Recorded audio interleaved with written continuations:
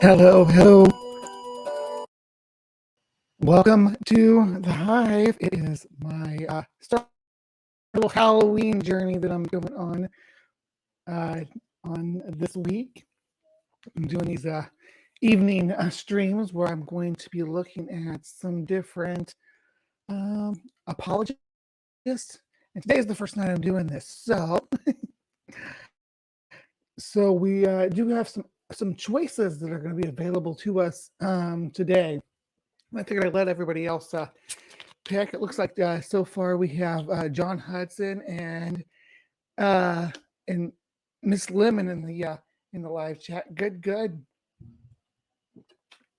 Yeah, you inspired my look, Miss Lemon. Some of this makeup is with the lighting filter though. I do have a orange red light here, but I got the lighting filter to make it kind of hit my face just right. You can kind of see where it gets a little off, but that's okay. Yes, I'm so happy that you guys showed up this evening. This should be a fun show. Let me make sure I got this muted out here. All right, there we are. Okay, so matter of fact, let's put this on here. Yeah, just shuffle around a bit real quick here. Good evening, everybody. It is here in Illinois. It is 10:34. 4 minutes into the show, I scheduled for 10:30. I hope this is a good time for people to do something like this, something a little bit spooky. I love Halloween, and I love this time of year. I love the fall. I love things about the fall. I love that. I love hoodie weather. I love bonfires. I love actually something that I love that maybe not a lot of people do, but I like the smell of the furnace when you first fire it up and it scorches the dust that's in there. To me, it's just a nostalgic smell, like of the first getting cold when I was a kid. But yes, Reggie, it's good to see you this evening as well. Getting a few people popping in. I decided to go ahead and do this tonight. I kept putting it off. I was like, I'm going to put it off and have a co-host with me, but no one's. This is a weird time for most people. I knew I wanted to do it. Originally wanted to do it 10, but I kind of pushed the days back. I might schedule the rest of them for 10 p.m. So if you like this, I might do more of it. Well, I'm going to do more of it. I'm going to do more of it this week, but I might do more specials like this where I do a lineup of different topics and do a different apologist every week or something along those lines. But for today, we are going to I'm going to let you guys. Okay, so there are some options here. Actually, let me see if I put it as a poll. Okay, so I will I'll create the poll as I go out here in the YouTube live stream. So bear with me as we go through these, and let me share them actually so you guys can see who all we're looking at. We don't need to share just the tab right now because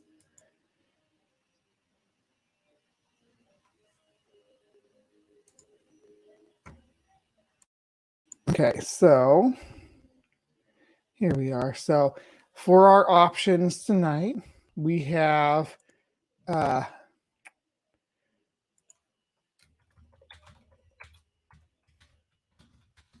right, we have Bob Larson, the Exorcist. Halloween is the day the devil's dead of his video.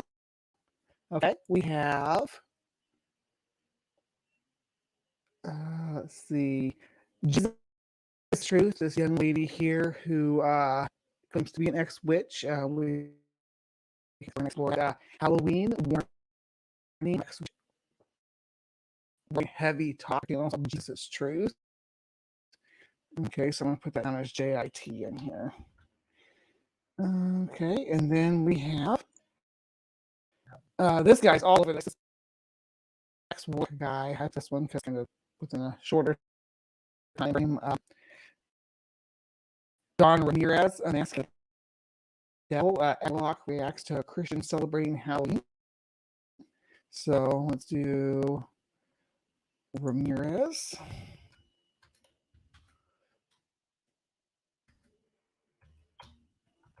All right, and in the last option is who we have covered, and this is Jenny Weaver. The truth about Halloween. Actually, not the video. Hold on, she had one from this month. She has some new content. So we're gonna switch out which video we're looking at for hers. So from a year ago, she was short, much shorter. I'm not covering an hour and a half video tonight. It's a 15-20 minute video. Definitely. Where is your Halloween? I just saw it when I was in here. I got to go in down and watching her other videos. You know what? Search channel for the Halloween and named it. For the light. There we go. You guys have to watch me search people's videos. Okay, so here's the Dark Truth of Halloween. Did she take the new one down? Because this one's the one from a year ago. There was one she just did the other night. I don't know. She must have took it down. Well, if we do Jenny Weaver, we don't know if we're gonna do her. We'll do more Halloween video. She's got this long one here. We can part it down. Kind of. She's like prayers and it's probably only 40 minutes of content in total. Here is hour. She just 2 minutes of prayer at the beginning, 2 minutes at the end. So we're gonna add Jenny Weaver on here. There we go. I added that to the live chat. You guys go ahead and vote. I'm going to give you all about 5 or 10 minutes to get things going. Oh, there's lots of people who are X this and X that. It's apologists like to present themselves that way. Oh, Bob Larson's really jumping in the lead there. Look at that.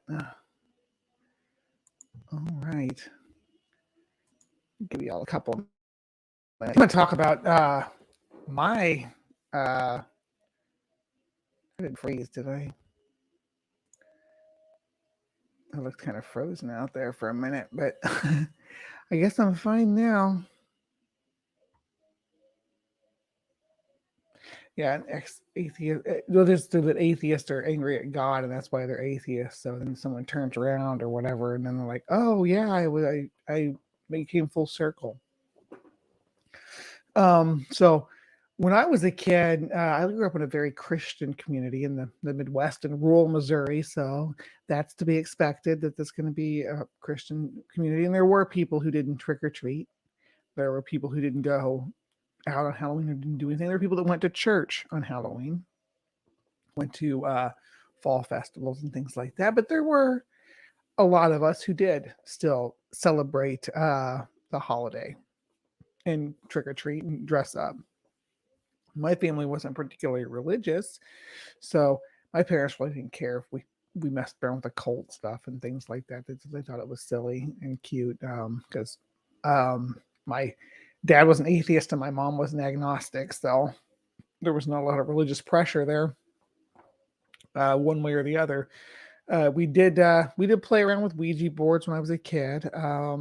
We did try to summon spirits and go do paranormal investigations. I did that a lot when I was a teenager. All the way up into my 20s, I was doing like paranormal investigation groups and going to haunted locations and things like that. So, I was a believer in all this occult stuff and the supernatural and things like that. But uh, I never, even when I was practicing a witchcraft, which I did with, from about the age of 16 till I was about 22. I was in a coven, and I tried so hard to. I didn't always participate. My ex-wife, my first ex-wife, I guess I should say, she was she was into it, so I kind of was just along for the ride. It was fun stuff. I learned a lot. What I learned most about it was a lot of ancient European mythology. So I can think Wicca for that. Not that it was specifically Wiccan, because the coven I was in, it was like eclectic, because like I said, it's rural Missouri, so there wasn't a lot of distinctions that you could make. You kind of rolled with who you had around you, or you didn't roll with anybody at all. So the little coven that I did our sat with, they called them witches Sabbaths. We did those with more eclectic groups of people who practice what they called Norse paganism, people who practiced Celtic paganism. There was some people who claimed Druidism and things like that. So there was a mixed bag of people all participating in this, but a lot of that was rooted in that I was in the fact that I was able to troubleshoot this stuff myself, having my not having that religious pressure to um conform to a certain belief system allowed me to explore. And through those years, I was able to, I mean, and I for a long time I was like, oh, I got jaded doing that stuff. And like I kind of felt that way, but it made me like a skeptic, and taught me how to problem solve, how to troubleshoot life in general. So um yeah, that's kind of where I am. Let me check the poll here and see who we're gonna who we're gonna be diving into tonight, because it's been about 5 minutes here of me ranting and rambling. We have a tie right now, so I need a tiebreaker vote. So if you haven't voted on the poll, uh, give me a vote now. I got 9 people watching, only 7 votes on here, so somebody else can vote and break this tie between Bob Larson and Miss Jenny Weaver. But we're gonna end up covering them all before the week's done, before Halloween's here. Kind of picked good timing for the 4 days leading up to Halloween. No, I have not discussed any. Well, the British big cats I have discussed.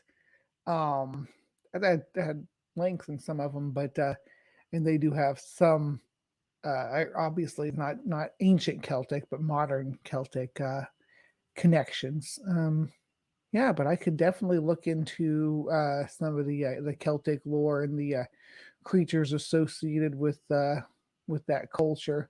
When I talk about Loch Ness, sometimes stuff like kelpies I'll mention because kelpies are very scary water monsters that I can't believe that people don't associate more with the Loch Ness monster when it comes down to it. All right, so Ginny Weaver it is. We are ending the poll there, so it looks like we'll just go with what we have here. We'll do Bob Larson tomorrow, and then so yeah, we'll do Bob Larson, and then we'll do the which I'm really interested in, and the Jesus Truth Girl. I am interested to hear what her video is about the same one that we're looking at too. So yes, let us get into Miss Jenny Weaver. This one's gonna be probably the most one. Where'd you go? Okay. So since we're doing Jenny Weaver, I don't have her short that was released the other day anymore. Kind of annoyed about, but maybe it's in here.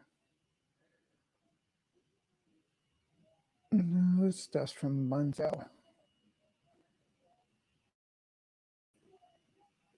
So nothing newer than 2 weeks ago up in here.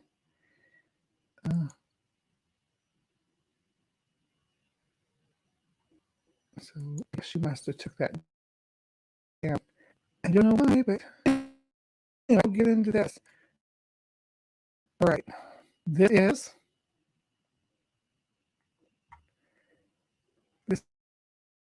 is Ginny Weaver, and she is an ex-witch.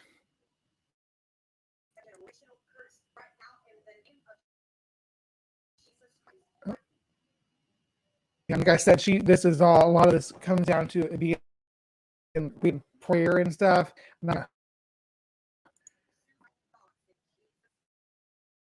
I'm not going to give too much exposure to her.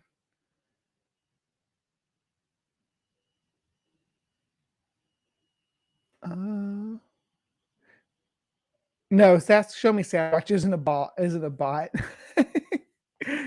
Show Me Sasquatch is he's a friend of the Hive, and he is he has some conflicting views with me, and we like to maybe crack them open and explore them. But things like I think he's been covering some chemtrail stuff lately. Is what he's been releasing some videos on. Does like some walks around and looks at things like that. It's a wild ride over on Show Me Sasquatch. So if you're looking to yeah, no, we're not no hating on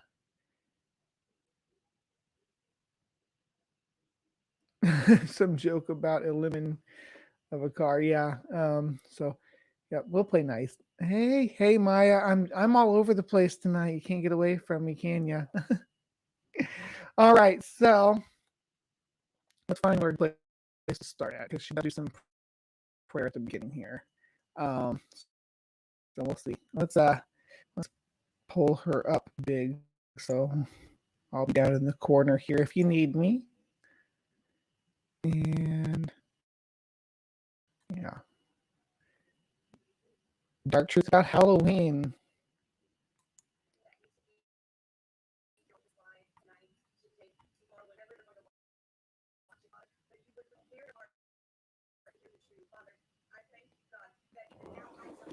See, we're about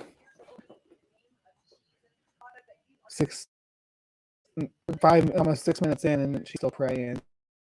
So there's a lot of prayer in this. I'm not going to be rude enough to it. Well enough she needs to be turned up. I can turn up.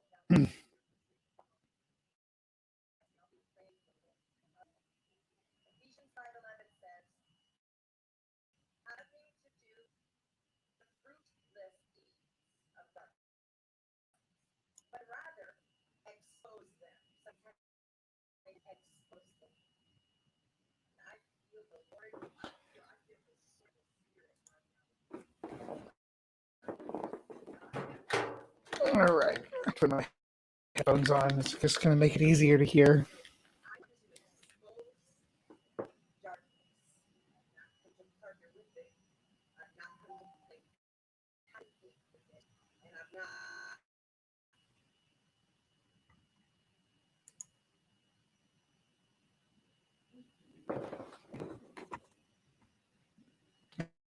Can't hear? Okay.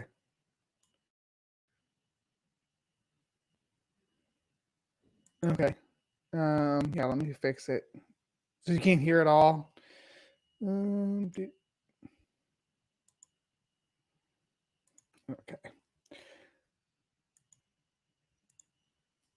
There we are, because I had it shared through the whole window instead of the tab. They make you share it by tab now to share audio. It's kind of, I don't know. Expose them. Somebody type in expose them.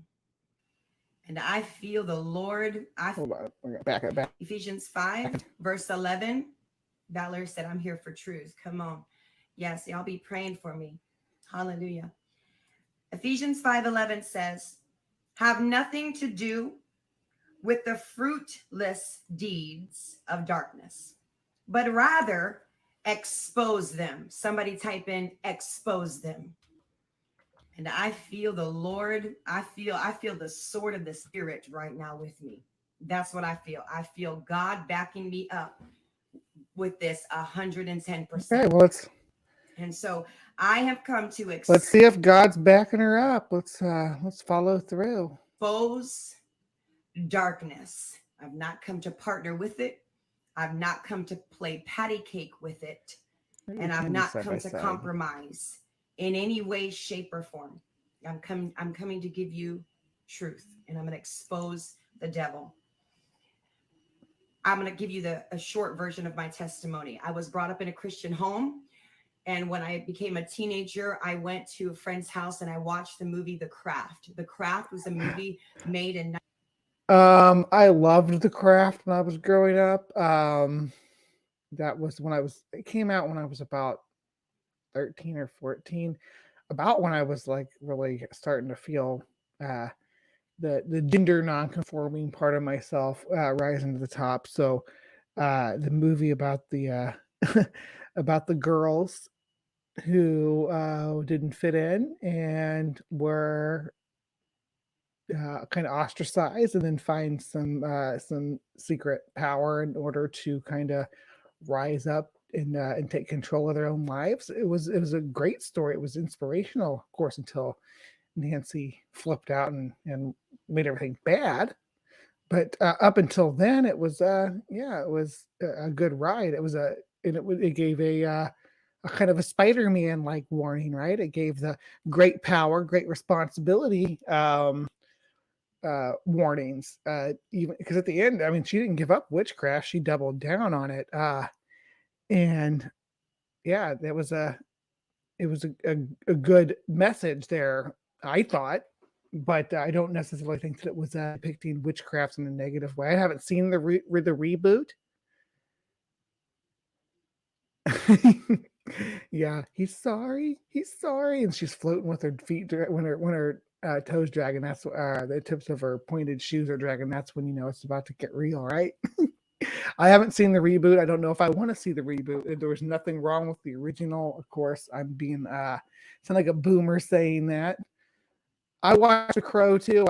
Actually watched The Crow on the night before Halloween, on Devil's Night, because that's when the movie takes place. Yeah, I like I try to talk Oz into putting that Top Dollar speech from The Crow at the beginning of his album, but I don't think he wanted to, or maybe he's worried about copyright for it or something. You know, when he's giving the speech up at the penthouse about making a fire so big the gods will notice them again. Yeah.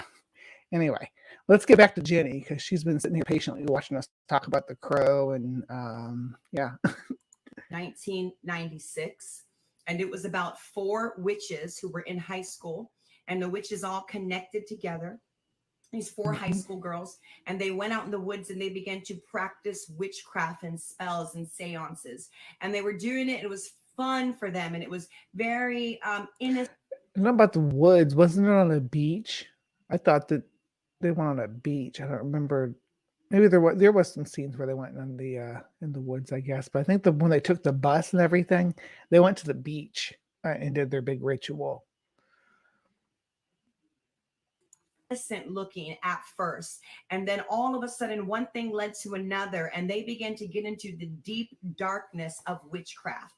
They began to open themselves up to the demonic realm, and things began to happen, and the girls that were in it all of a sudden the movie made it seem like they wish they'd never gotten into it, and them even tried to detach themselves from Like that scene where she's walking on the water, right after the beach scene. When they wake up in the morning, she's walking on the water, and there's all the dead sharks. Yeah, that really set the tone for the movie moving forward from there. She's obviously gonna address that here in a second. this band of witches, and they couldn't even get out of it. And so that's the movie that I watched. And everything that was going on in my life, I wanted to kill myself. I was suicidal. I began to cut my wrist almost every single. Oh, honey, I had. I mean, depression didn't just hit me in my 30s. I had depression back in high school too. The social pressures. I don't know if you were under the same kind of social pressures that I was into. Kind of did push me towards that, going down different branches of culture, not non-conformative culture, Wicca and spiritualism. I was really into that kind of stuff. Ghost hunting, like I said at the beginning of the stream. So I got into it too. I was deeply into the paranormal, into the occult, and I was suffering from depression. I don't think that those were linked. I think that they were both maybe expressions of uh, this being socially isolated and not fitting in with the culture that I was living among. So trying to find my own identity in a culture that I didn't fit into led to a lot of experimentation, and being lonely leads to depression. So those two things can be uh, intricately, sorry, intrinsically linked, but not causational to one another. Day. I was bullied. I was in an abusive family. We were poor, all the things. I saw the movie, and When I was I wouldn't have called my parents abusive, but my dad was a boomer and he was into corporal punishment and stuff. We would call it abuse now. But I don't think that if he was alive now, that he would do that. Like if he was raising kids now, I think it was cultural pressure. Because was under that too with my oldest child. I did spank them when they were young because I was in a culture that taught you that you were a bad parent if you didn't practice corporal punishment. So I did do that. My dad was a lot more aggressive than I ever was about it, but I gave it up when I was by the time my oldest kid was like 4 or 5. I was like, this isn't right. I can't do this. So I quit doing it, and I think my dad would have too at some point. When the culture allowed you to move past that. So anyway, yeah, I feel you, girl. I was bullied. I was a skinny little feminine boy at the time, a little boy, or presenting to the world as a little boy or teenage boy.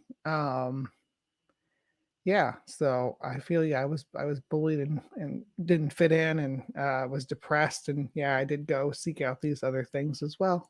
even though I knew the truth of the gospel, I looked at the movie and witchcraft as a place and a source for power and control when I felt that my life was out of control. And so I looked to witchcraft as I'm going to be able to do these things. And when I So if you knew the truth of the Bible, um, because you said you knew the truth of the gospel, right? Before this, then doesn't that refute and just would wipe out any kind of because I think I've listened to interviews with you before. I think you were a Wiccan. But in order to be a Wiccan, you wouldn't accept the Gospels as as the Gospels as that you wouldn't accept that as truth, right? You would, because Wiccans believe in like earth energies or personified energies that are personified as deities that they can use through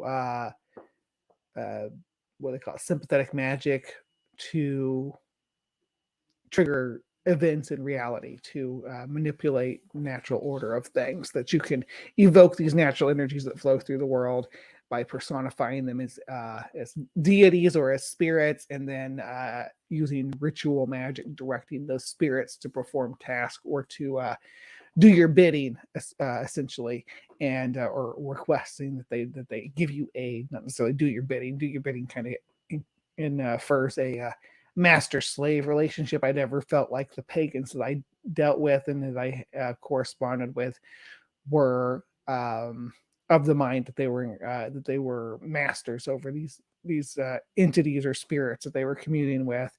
It was always a mutualistic relationship. Speaking of Wicca and witchcraft and pagans and all that good stuff, there's my lovely sister in Gaia, agnostic pagan mom, in this side chat there. Hey, sweetie, this lady's going hard at your cultural and religious beliefs here. So yeah, tune in, and we were just about to get started again. Do these things, I'm going to be able to get the outcome that I want. If you believe the Gospels, you wouldn't have believed that that was true about witchcraft. You would have thought witchcraft was deceptive, right? And I went beyond the Holy Ghost, the source. I began to go beyond God and go to another source. And when you go to another source, you open yourself up to the demonic realm.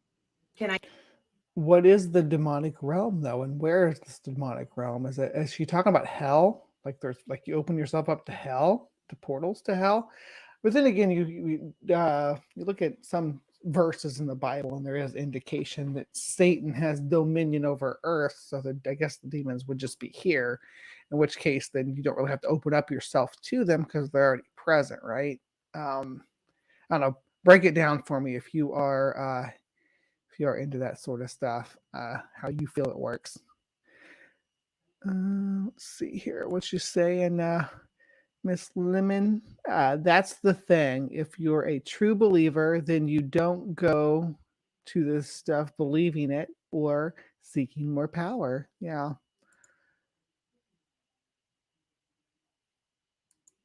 But you believe that Yahweh is the main source of power, not Lucifer, right? So Yahweh's the one in charge, and Lucifer is kind of like a dog that was like a guard dog of the underworld, I suppose, that is kind of abused into that role. I get one amen on this. Is anybody with me? And so that's the movie that I watched, and I began to study out a religion of Wiccan, witchcraft, pagan. And you wouldn't say the religion of Wiccan, you'd say the religion of Wicca, right? Wicca, and then witchcraft. I would go to the store, the little new age store where you could buy healing crystals. So here it was a little bookstore. It was like a used bookstore that had just that correlation as well with it. I think there's still a little like a neo-pagan shop here in my town that I'm in, but like the one that's open now is actually more associated with the not a bookstore, but like paraphernalia, like they call a head shop back in the day. But it's they sell like pop paraphernalia and things like that. That's not that. But I always thought crystals and the fear of crystals was fascinating. So these rocks that come out of the ground, right? These just rocks that happen to be compressed carbon and whatever elements that are giving it whatever color it has to make it pretty. That suddenly these rocks, because they are colored this way due to to chemical elements, that they have certain supernatural powers. I've always found that fascinating of a belief, because when do they acquire their supernatural powers? Do you have to give them supernatural powers, or are you supposed to accept the fact that they come out of the ground with these powers? How does this all work? Break it down for me. Well, I know quartz has vibrations, right? Different vibrations. Yeah, Sassy, I'm hearing you. So are you talking about the vibrations that the crystals have? What energies do crystals have? Is there something else? Because that's one thing I know is that they have I guess a frequency that when you hit them, they can ring in different frequencies. So we use like quartz crystals in electronics and things like that for that purpose. But what energy do they possess of their own? Is it electrical energy? Is it something that we can detect? And what instruments will be used to detect it? Because I haven't heard of that. Somebody right there. That's witchcraft. I could get any healing crystals. I could get bundles of sage and burn sage and do all these different rituals. I could do all these chants and incantations and spells. And you guys, I began to. You can purify water with silica too. I mean, that's what most water purification systems use is silica. But yeah, you could use quartz too. Whatever can get the particulates out of the H2O. To practice witchcraft. I remember doing things to cause people to be bound to me. If I wanted somebody, if I liked someone, and I didn't feel that it was going quick enough and they weren't connecting to me quick enough, then I would do spells like take a picture or their name and put it on a stick and do the binding thing and begin to. Well, that's the sympathetic magic, right? But I don't know. I don't know about spell work, like people casting spells or things like that. But the dynamics behind it, the way that it works, is very similar to, in my opinion, in my observation, to the way that prayer works. And I don't think that the numbers pan out to say that prayer has a better chance of success than chance itself. So I would speculate that if we looked at the statistics on spell work, on magic and casting spells on people and things like that, the success rate's probably about the same. Say these chants and these demonic words that were put out in the atmosphere to cause another person's actions to do what I wanted them to do, like I was the puppeteer pulling the strings on people. But I don't know if that happened in reality or you just thought that was what was happening. Because again, I did this stuff too. When I was younger, we'd do spells for this and even do things to try to influence people to behave in certain ways and things like that. And looking back on it now, I don't see how any of it couldn't have been just up to chance, because sometimes the spells works and sometimes they didn't. And we would chalk it up to certain criteria that were involved with the spell not being aligned correctly, things like that, using the wrong ingredient on some kind of whatever potion or whatever that was associated with the spell, things like that. If it didn't work, we'd chalk it up to that. So it's kind of counting the hits and ignoring the misses is what we were doing. Yeah, puppeteer, Mr. Crowley. Come on, somebody. Can I testify? And so I began to do these things. And I remember living in a house. I moved in after being homeless for a period of time. I moved in with a young lady and her whole family, the bloodline, they were witches. She was a witch. Her mother was a witch, great grandmother, all the way back. I moved in with her, and that is just like in the movie, where all of a sudden the innocent things that I was doing, the different energies and all the vibes and, just opening myself up. That's what I'm wondering about, is the energies. What are these energies that the New Age movement is all about? I don't understand what these energies are. I was always told about them and told to, try to find them and kind of vibe with them and things like that. But I never could quite understand what these energies were and how we knew that they were there and how we would detect them. Yeah, if anybody knows if there's tools that we can use, yeah. If it was a group, you were supposedly as successful as your weakest member intentions. Yeah, so everybody has to want what is happening in magic. That it's a good get out of jail free card if it doesn't work, to say, oh, I must have been somebody in our group that didn't have enough intention to want this to happen. Everything is energy. They're describing, well, and I will concede that everything is energy. Even matter is just energy that's at lower stages of entropy than the energetic matter. And that's why when we're at the beginning of the universe, it's hot, dense state. Making some correlation, intention. We got believe in me, believing me. Oh, we've got one more. I'll do one more for you. Mind over matter. I don't mind, so it doesn't matter. Okay. Oh, so it don't matter. Let's see what Jenny got more to say here. The earth and the spirit and the tree spirit and the animal spirits and all the things, all those what I thought were innocent things began to take a darker turn. I remember why would earth spirits and tree spirits take a dark turn? Those don't seem like the kind of spirits that I ever had a negative interaction with. You should have me on one day. You do these, always know exactly where they're coming from. I may not make any converts, but at least I can make it less confusing. Yeah, you're always welcome to come on. Heck, you can come on right now if you're free. I can drop you the link in the side chat. I don't mind having some co-hosts. I was actually looking to have a co-host. If you're free, don't feel pressured. Any of y'all come in. Miss Lemon, if you want to come in. Sassy, you're welcome to come in. I don't have any problem at all with that. I would love a little company up here on the stage.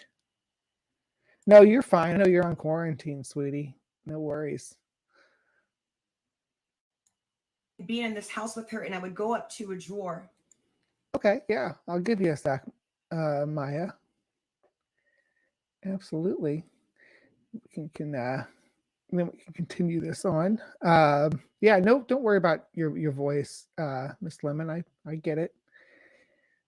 I've had some bouts of sickness in the last couple of months myself. I had I'm still coughing a little bit, still on the tail end of it in my throat, but at least the mucus production has cut down, because that gets tired real quick. Mm-hmm.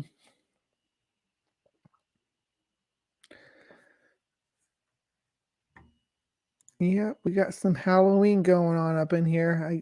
Maya's going to be coming in and joining me, but yeah, our friend, this is Jenny Weaver. She is an evangelical, and she likes to talk about her ex-witch history, where she dabbled in the occult and it brought darkness down upon her life, or something like that. But she talks about dealing with a lot of mental health stuff too. So I think it's dangerous and unhealthy to attribute mental health to demonic forces. I think it's a dangerous notion. I think that we should push back against those ideas. I think that it helps propagate the negative stigma around mental health conditions. And I'm going to push back on it when I see it. So this is going to happen. I mean, I'm not trying to pick on Jenny or anything specifically, and I'm sorry about what trauma that she has gone through in her upbringing in her teenage years. I feel like I could relate a lot to it. I feel like me and her could sit down and have a conversation about some of the stuff that we have in common that we dealt with growing up, and the bullying and things like that. But I think there comes to a point where you have to sort of take stock of what the choices that you are making and just try to do better moving forward, instead of blaming it on demonic forces. When it comes to mental health stuff, I think that it actually gets in the way of people getting treatment and seeking treatment. I think people will seek a religious cure for certain mental illnesses, things like depression, anxiety, bipolar disorder. Um, they'll just, instead of going to get those things looked at by a medical professional, they'll seek religious counseling and try to get exorcisms and things like that. And it doesn't do anybody any good, because it pushes the stigma that once these people have gone through this and have convinced themselves that they have that condition of like demonic possession or demonic oppression, they will propagate that message that there's some kind of correlation between having mental illness and being possessed by demons. So now all of a sudden you are you are take your time, agnostic pagan. I'm only less than 12 minutes into this, and I've just been yammering away. Let's let her get to talking again. Yeah, you come in when you are ready, dear. Hey, Jenna. Good to see you. And we got Kira here. Yes, yes. Good to see everybody in the side chat saying hi. This is where it really began to set in. I have stepped into something that I really knew nothing about. And I remember going up to a drawer. I said, as soon as I was just talking, it's in this drawer right here. Before my hand touched the drawer, about this close, the drawer itself went and opened. And it was one of some poltergeist activity or something. Those old drawers where when you open it kind of tilted down, and the drawer tilted down, and it scared me to my core. I was looking. So when we were kids, we were at the dining room table with our Ouija board, communing with the spirits, and my parents were sitting in the living room. It was open though, so the living room was like open to the kitchen, or the dining room, but we had candles and stuff. And we asked if there's a spirit present, give us a sign or whatever. And a candle or something fell off of the something was on my parents' hutch, but it fell. About gave us a heart attack. Come to find out later, my dad was just messing with us, and he bumped the table so that it would do that, and gave us a jump. But we thought it was real for forever, and he didn't tell us that till later in life. Looking around like, who did that? How did that happen? How does that happen? I remember another time I had a little collection of Barbies. Demonic Barbies, I hope. On my windowsill, like a window, like I'm right here by my window, but there was a ledge dividing the window, and I had Barbies stacked up. And I was talking to somebody that was dating at the time, and I turned and I pointed to the Barbies, and I said, it's over there. And the Barbies that were on that window fell off that windowsill. And at that time, because so many things had been happening, I started to get used to having this power that I thought was from, within me. And then I didn't realize that I was being completely overtaken by demons. Oh, we have a guest on stream here. Let's add Clockwork Rat. Hello. Yeah, Oh, and we have Miss Maya is here too. Hello, peeps. Hi, how are you? I am not doing the whole cam thing. You got me out of bed. You're good. You're good. No worries. Can you hear me okay? I can hear you. All right. Can you hear me?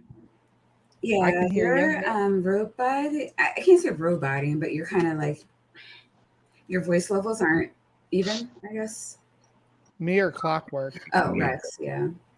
Rex. Yeah, Okay. But how's the chatter? Me and Bree and Rex, like, I don't know. I'm always balanced.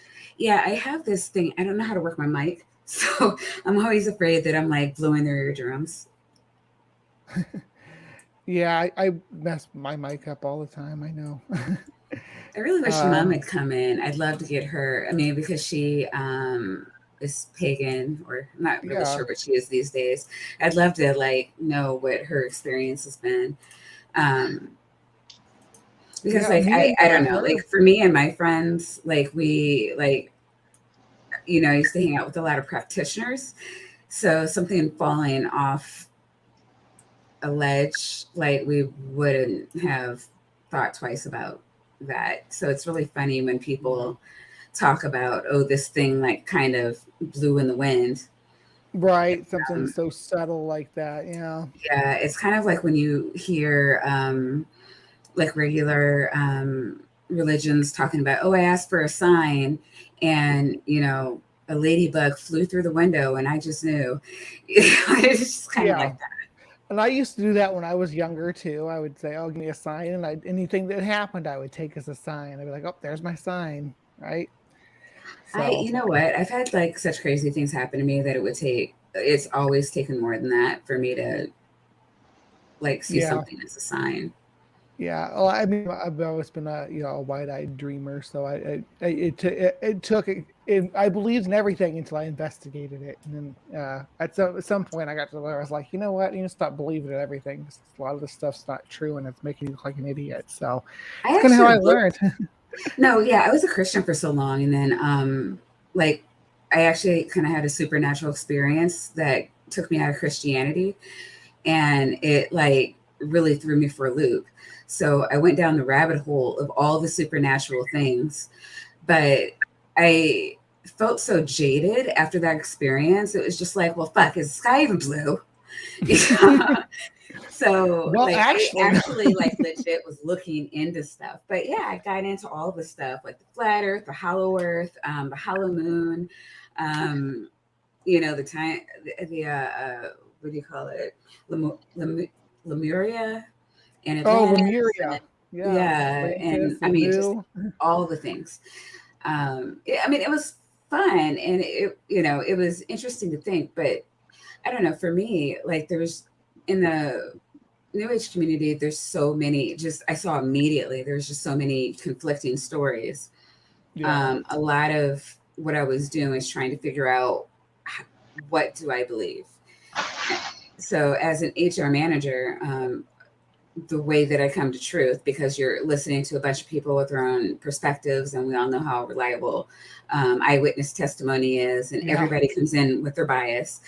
And as a psychology major, I know how, and like you really can't you have to take all that with a grain of salt. And I don't believe that people are trying to lie, even in the community. I don't believe people are trying to lie. Spirit science, maybe, but by and large, But I, you know, I just took it from that perspective where I would listen to everybody. I would look for similarities, and I'm like, all right, if all these people independently are saying these few things, then that's kind of what I'm going to hone into is truth. But honestly, the reason I came to the skeptic community is because I was trying to figure out a better way or an easier way or quicker way to determine truth.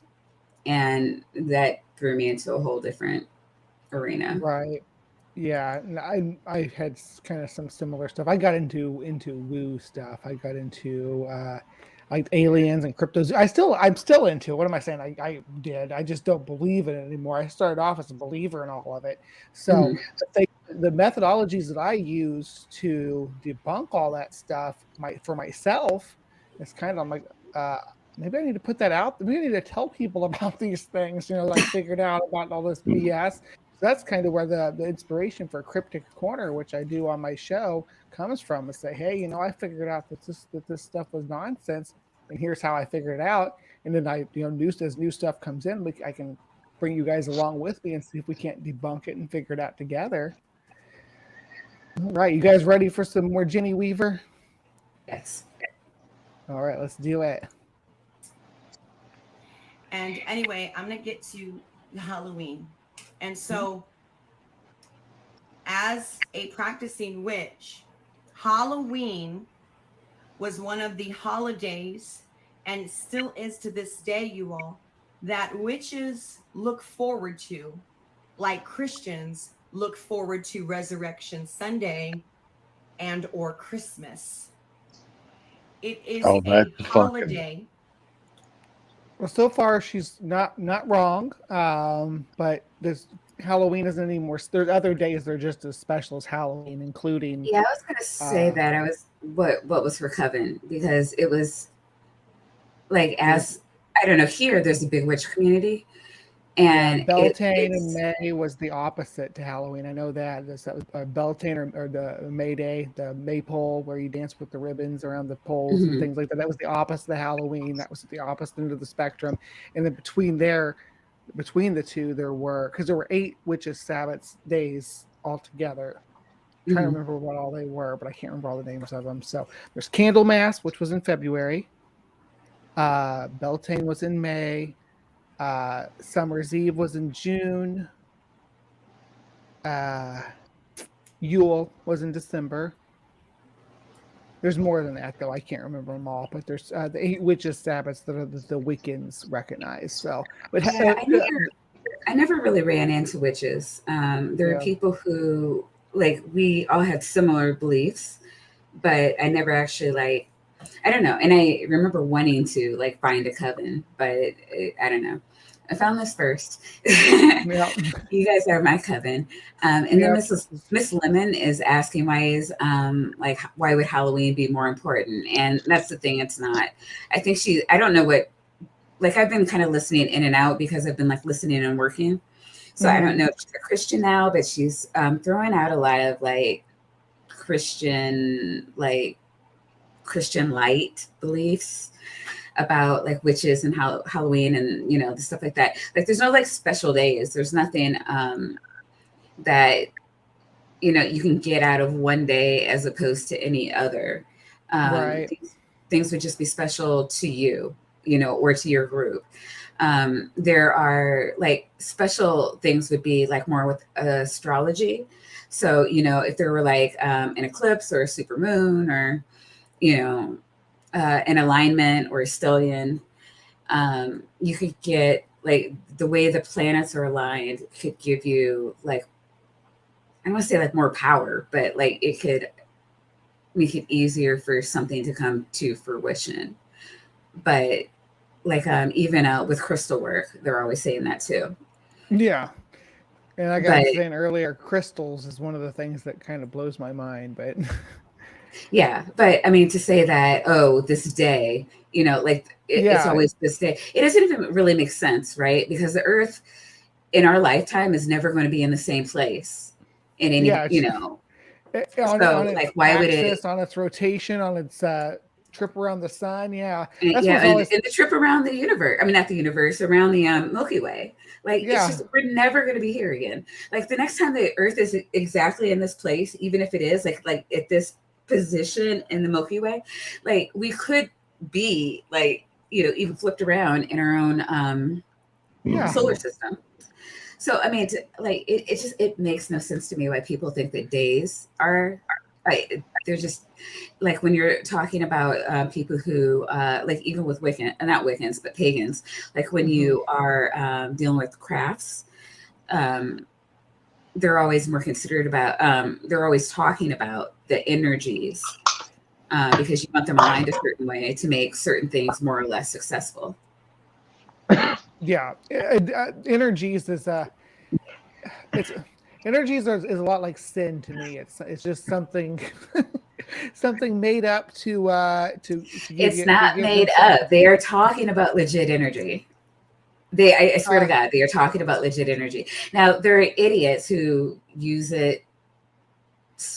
They don't know what the fuck they're talking about. We're talking about like actual physics, like you and oh God, what's that one guy? He's Asian and he has this funny name. Is it like Mikiko or? And I fucking subbed to him. It's driving me nuts. The Michio. Yes, him. Yeah. I was watching a video with him, and he was like, "You're not even sitting in your chair. Like you are just a bunch of particles, and you take all the appear." And then he was like trying to, I don't know. It's a video on like how matter. I don't want to say how matter works, but like it's like midnight, and I've been up since 7, so 7 a.m. But yeah, I had a question about like, okay, if we're all just particles, and like how does why do Makaku. There it is. And yeah, it was kind of talking. That's the video is kind of talking about that. But it is like when they're talking about energies, like they're talking about us in our most basic elements. Like if you talk to, I can't say a medium, but like energy. They call themselves energy workers. Mm-hmm. They'll talk to you like your higher self or whatever. They're like, we're just balls of light, you know, and we don't, in our basic selves, we don't see things the way that we've evolved to see things. Mm-hmm. What we see is like for a human, you would just be a very dense energy ball within the space. And they don't see in colors, apparently. They would get, I don't know, like the way I think about it, it's like, you know, when you look at like the color template and you have like, you know, red, blue, and is it green? And you put red, in the numbers, green, the actual hue that you want. Like that's how they see colors. So they would see us in our true color, not the way but there would also be this knowledge of how I would see you. But there would be the true color, and then there would be how you would see me. Like, so it's, I don't know, it's really complicated to explain. So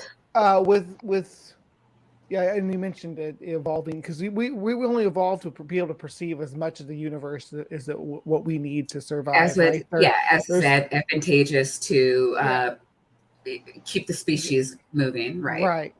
Right. So things like being colorblind, for instance, that are not necessarily going to be detrimental to you, but there are wavelengths and color or spectrums of the color that we'll never see. That as humans, we don't have any options to detect, but they're there and they exist. We know they exist. Ultraviolet, infrared. You know, we can detect them with alternative technologies and things like that. But when it comes to the energies that people are talking about, unless they're talking about the electrical impulses within your like brain and stuff that control your nervous system, I'm not sure what they mean by energies. Is that what we think that they're referring to? No, like think E equals MC squared. Okay, so relativity. No, energy. Oh, it was E equals MC squared is the relativity. That's energy. Well, I mean, they use it in relativity, but everything's energy. Everything is energy, and when they're talking like that's. So my understanding, again, I don't want to like, I'm like getting back into like the mode, like, because I kind of have to get back there to explain it. Yeah. So I don't want to like talk about like, oh my God, Maya really believes this. I'm agnostic.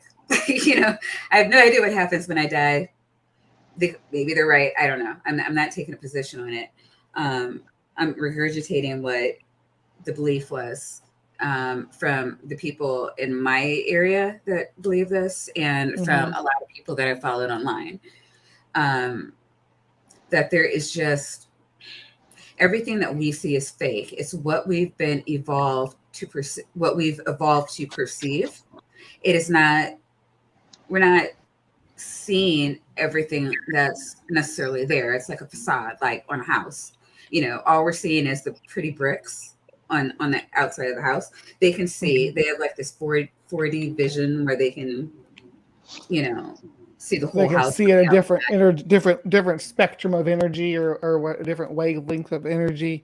And this is supposed to be an energy that we can't detect with tools. No. No, We can't that detect it. we haven't developed to be able to detect.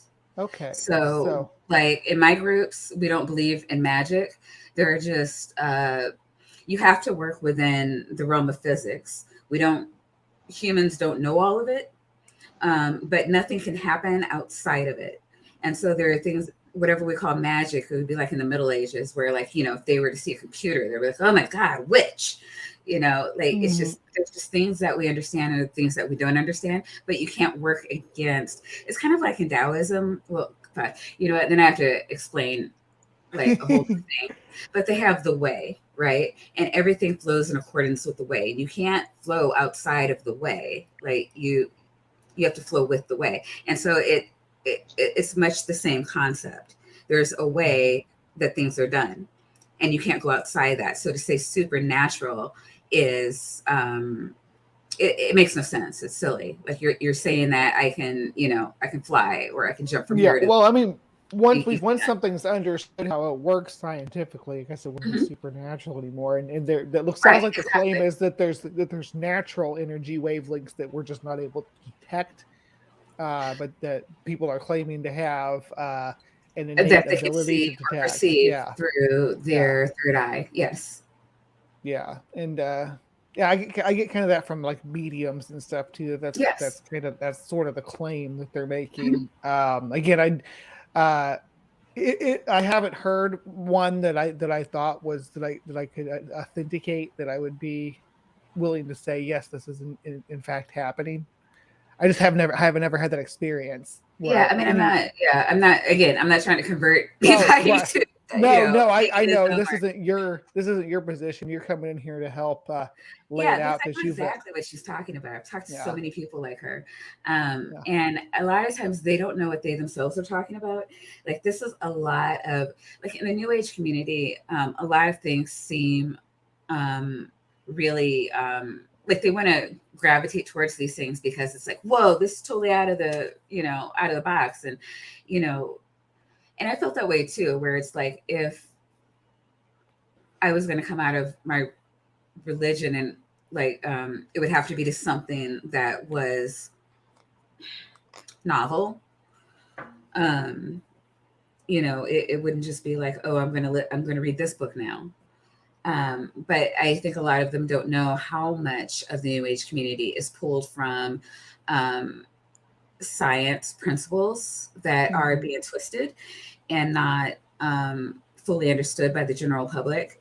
A lot of it is taken from Eastern religions like Buddhism, Hinduism, like a lot from Zen Buddhism and Taoism even. But over here, like we're not exposed to all of those things. So when, it took me so freaking long to understand that I fell out of Christianity and immediately into Taoism. Well, I had no idea that I was a Taoist. Like Ethan Perlib was explaining it, and I was just like, oh my God, that's what I believe. But when somebody is talking to you and it's like, oh no, the energies, you don't know. Like this took a lot of research and like years of like just going through different religions and different like talking to like, I don't know, watching a lot of science YouTube videos and talking to people in that are actually studying different, sciences to kind of get the ideas and understand that that's where this concept is coming from. But when you look at the origin of other religions, it's normal. Like, people are laughing at the Bible because, it's like, oh, haha, God didn't tell them that the earth was round, but it's doing the same thing. When it's assuming a flat earth, like that's the exact same thing as you're seeing here with the New Age community. Well, that's what Wicca's found on. So Raymond Buckland, essentially, he made his own religion, which is Wicca.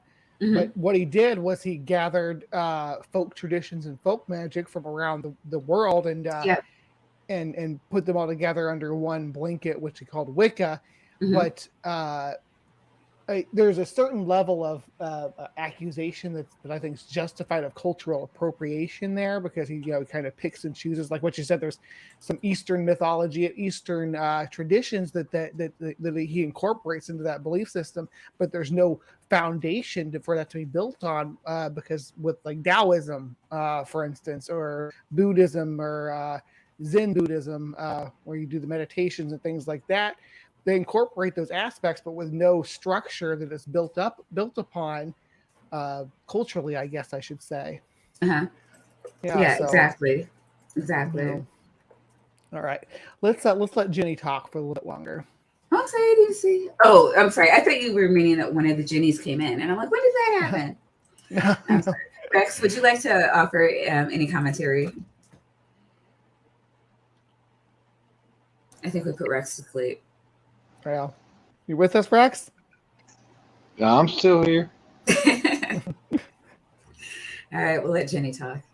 Yeah, let's see what she has to say. Where witches on October 31st of this year are going to be at high alert, all awake, all practicing the craft, casting spells, and they believe at that time that there is a veil that thins between the demonic realm, the spirit world, and the earth realm.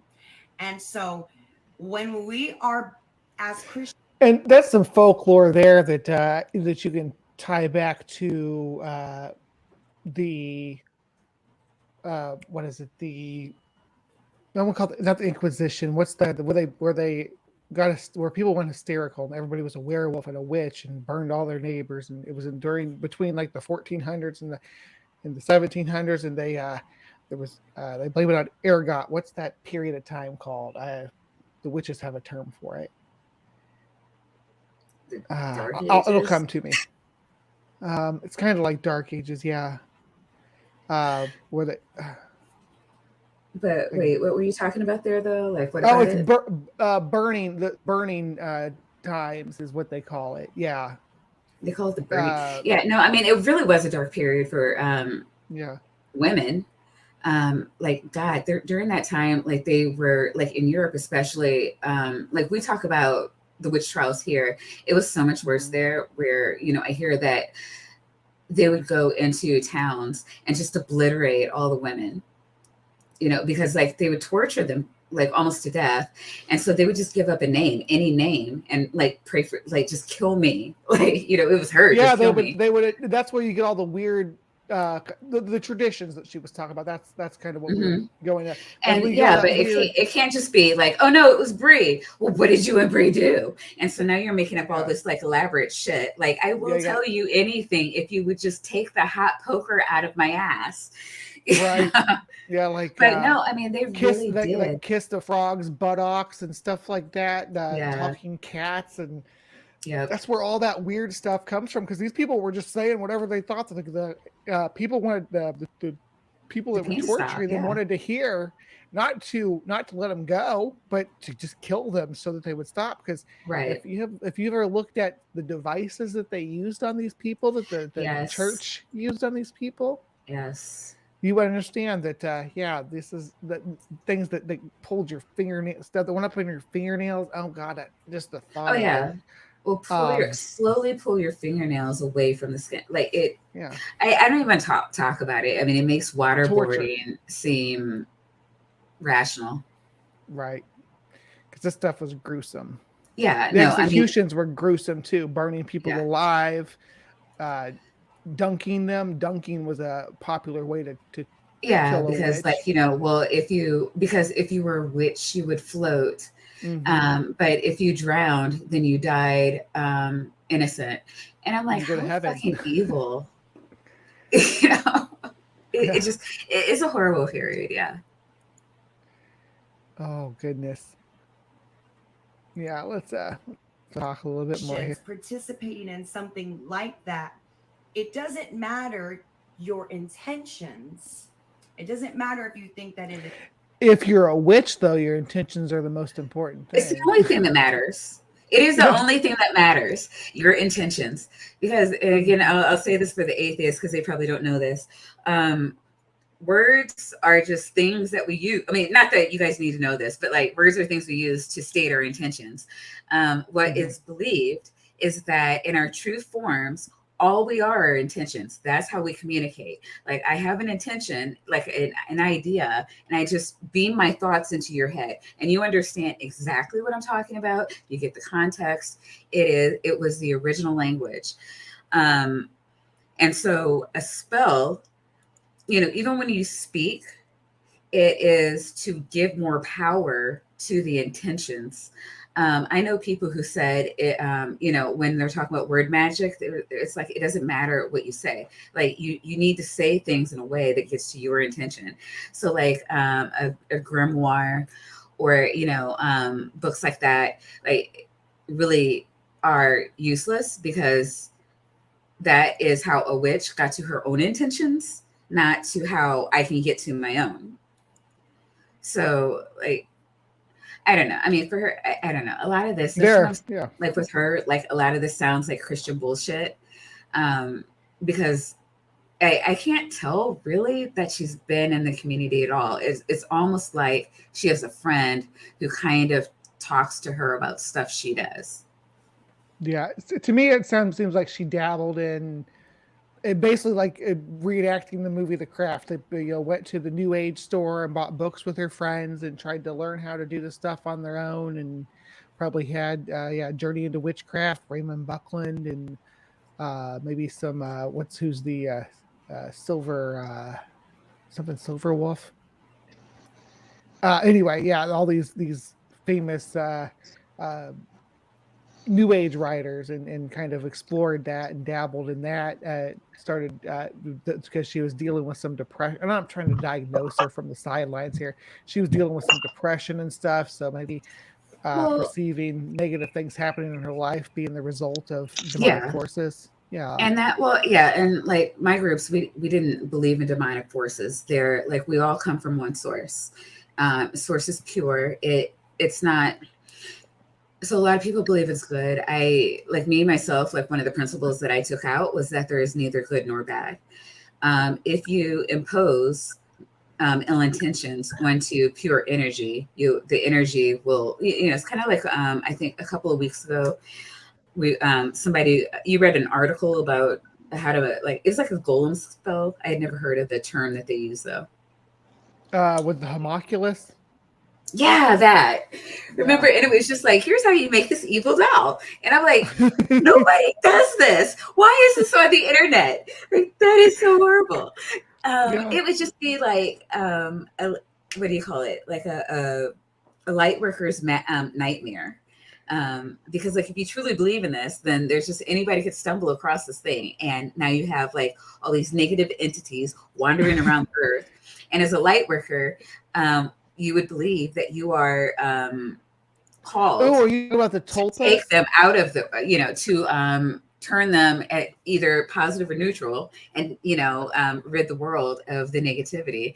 So, like, you're talking about the tulpas, not the homunculus. The homunculus was where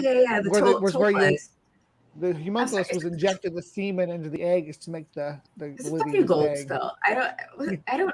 Where did this word come from? Yeah, tulpa is the word tulpa is Tibetan. Okay. So it comes from Tibetan traditions, like a meditative idea. You're supposed to you're making a thought form to live inside your head to have access to inside of your head to records and things of your history. And apparently it really works. It helps. It's like an exercise you can do to help you pull things like memories from your childhood and things like that. Study for a test and memorize stuff like that. People say it really works. That you train this tulpa to memorize the answers to your test, so you can actually have it sitting there giving you the answers while you're taking the test.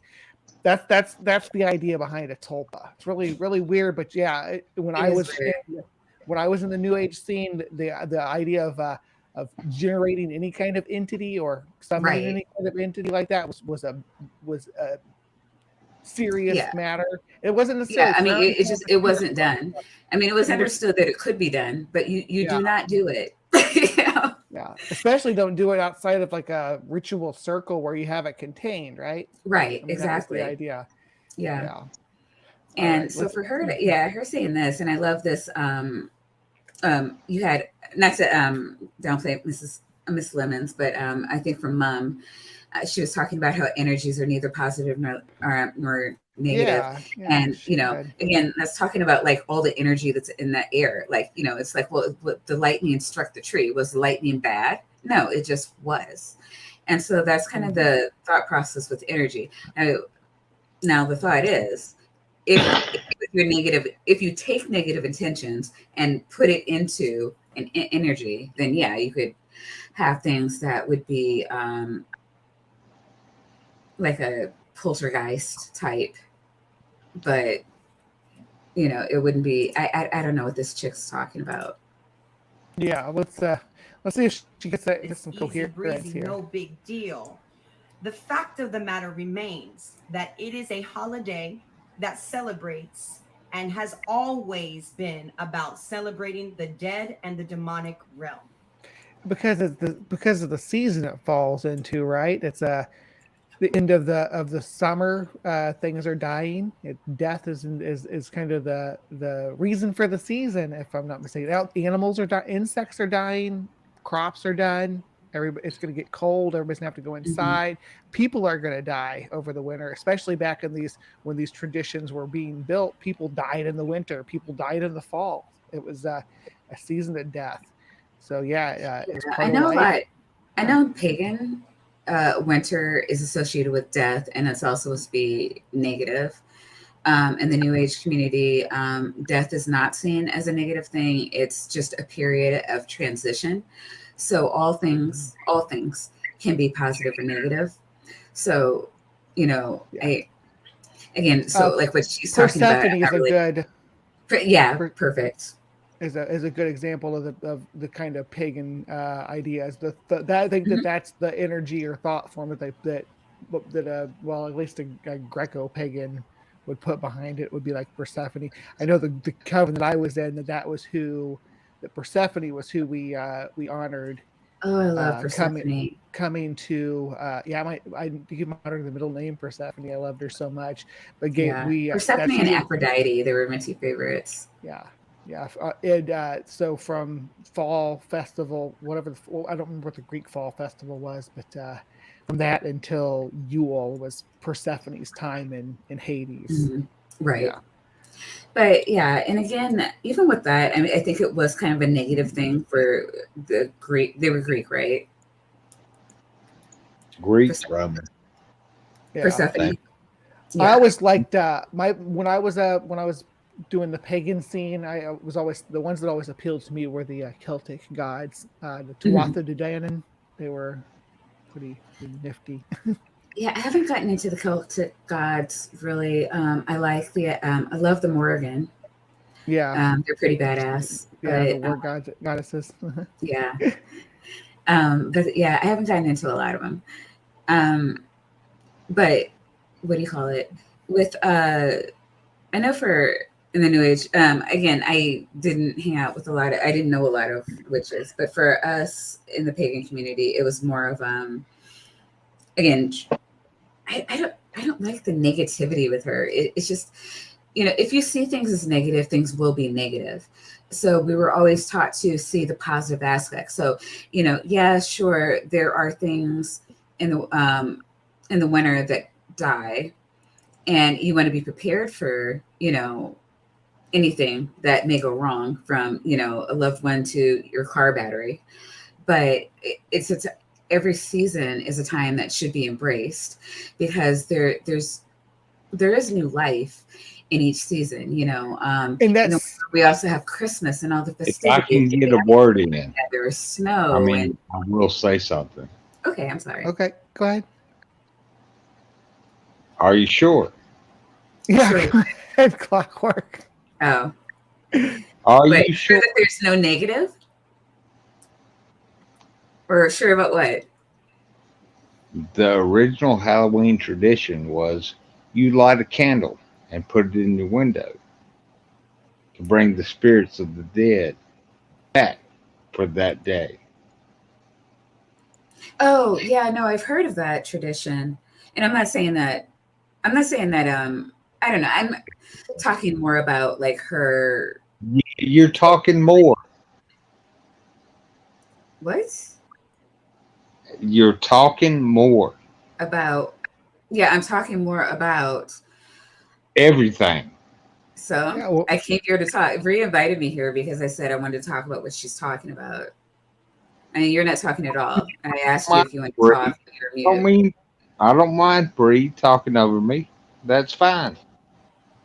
well, But we can all talk. It's fine. I mean, is there something you'd like to say? I just said it. All right, so we're moving on. All right. Go ahead. You say, well, it's just about candy and dressing up. Let me take you to the origins. Can we go? Can we go there for just a minute? Again, if you're just jumping on, please share this broadcast. Somebody on your timeline needs to hear it. Thank you, Kimberly. I appreciate you. Elena Smith. I thank you. Just Jink over here. Again, Ephesians 5:11 says, have nothing to do with the fruitless deeds of darkness. Have nothing.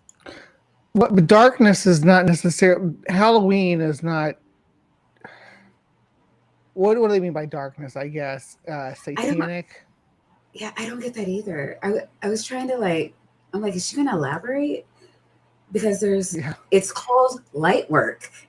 You know, like, I don't know. I mean, maybe she was with a coven that I'm not familiar with. I mean, because we're all different, right? There's no book. Even with witches, you know, when you get into you're not going to find any two Wiccan groups that are like, you know, there are a lot because it's all of, eclectic, and that's kind of that's what I was saying about the groups that I was associating with, because you have different people from, I don't know, you could call them denominations, but different groups of people kind of overlapping with one another because they didn't have anybody else to engage with. Right. I mean, there's a lot of overlapping principles, but I don't know, like when they're talking about darkness, now I understand a lot. Like, so for our group, we didn't believe in demonic spirits. We understood that there were entities that were turned around, that they, I don't know, you come into the life, and then a lot of times there's, I don't want to call it punishment, but if you are constantly doing harm, like if you're Hitler every fucking life, you know, there may be some things that happen that you don't, that you're not willing to consent to, and everything has to be consented to. They don't force you to do anything. They can tell you that you're not allowed to commune with the rest of us if you don't go through the purification process, which can be quite I mean, talking about like dismantling people, it's sometimes. And you know, a lot of times they'll just choose to kind of go off and fuck off, you know. And you know, these would be like the darker entities. And then you get into the traditional ghosts that don't want to transition. They do, you know, they either don't know that they're dead or want to stay and play around because, you know, they're immature, whatever their reason. And that's different. But when you're talking about poltergeist, there's not like the devil and his minions. Usually they're entities. Again, just talking from my perspective. So there are entities that were turned around.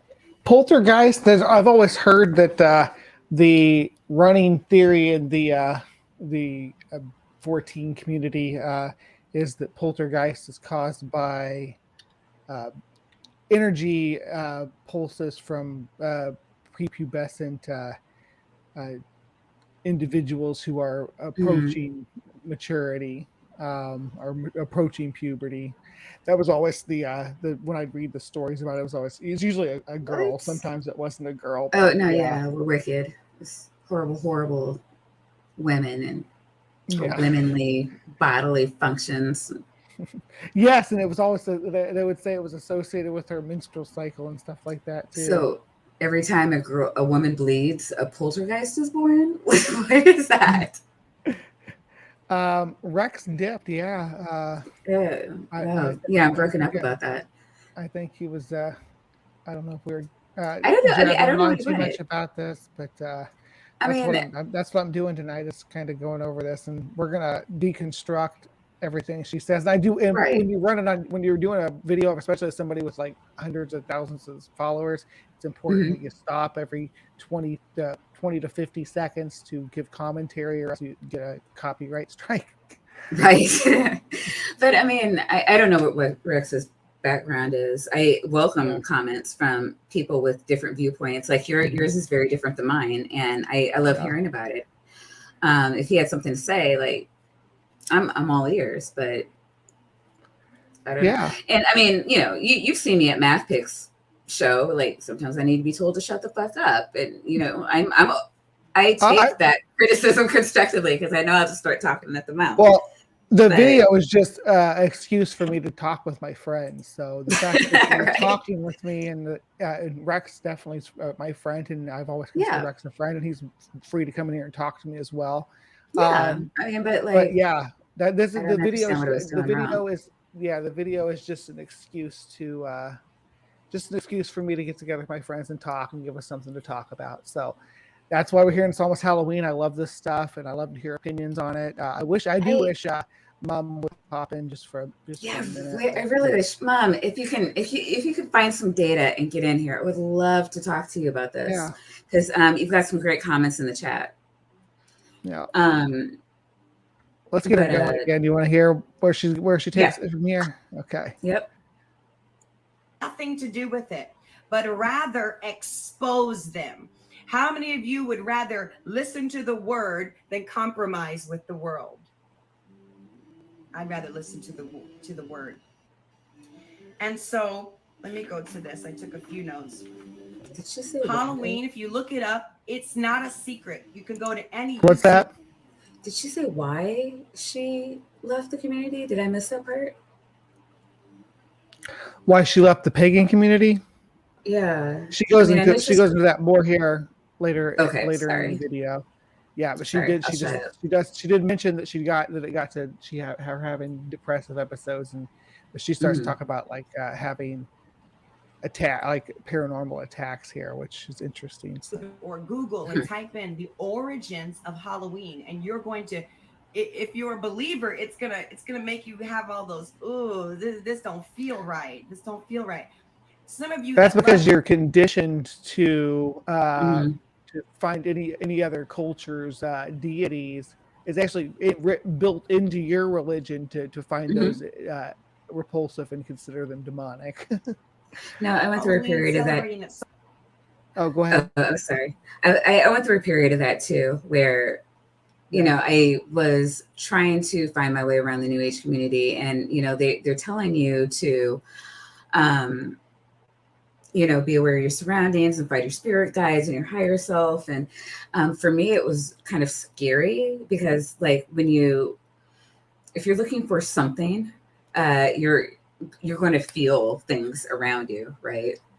And you can prime yourself for it. Absolutely. Yeah, exactly. And so it's like, oh my God, something's in the room with me and I can't see it. You immediately go to fear. It's immediately demonic. It's a lot of that latent Christianity stuff, because there's God, who is love and goodness, and then there's not God, which is evil and demonic, and you need to keep it away from you because it's trying to take you away from God.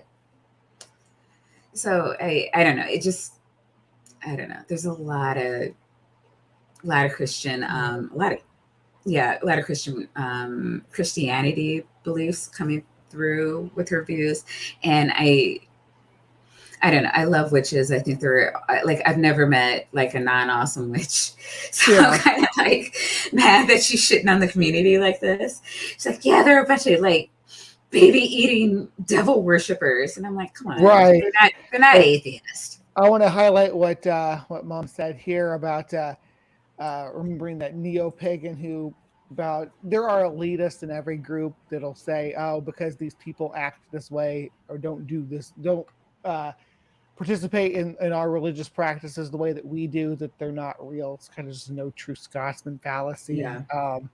Because the neo-pagan movement goes in the spectrum. I mean, I'm basically I'm not a neo-pagan. I don't consider myself a neo-pagan, but I do consider myself a Gaianist because, and I'll go into that in detail on some other stream. I'm not going to do it and derail this because it's going to be a long conversation. I'm going to need to bring up citations and things, but I will do that at some point and explain why I am fundamentally an organic Gaianist. But there are elitists in every group that'll say because you have this view, you're not part of the group. And I'll give you your Jesus moment there, Sassy. There you can say your Jesus line. I'm not going to read this up on the screen. Okay, let's get her going again. So much, you probably won't go look up the origins of it because you don't want to face the facts that it actually comes from a dark place. But the Celtic rituals that they started a long time ago, and you can look this up. It's Samhain, so say Samhain and Samhain, and this is the holiday that I always said Samhain. Wait, what did she say? She's kind of robotic my there. Pronunciation to it, but she said I'll play it again. It's probably because I.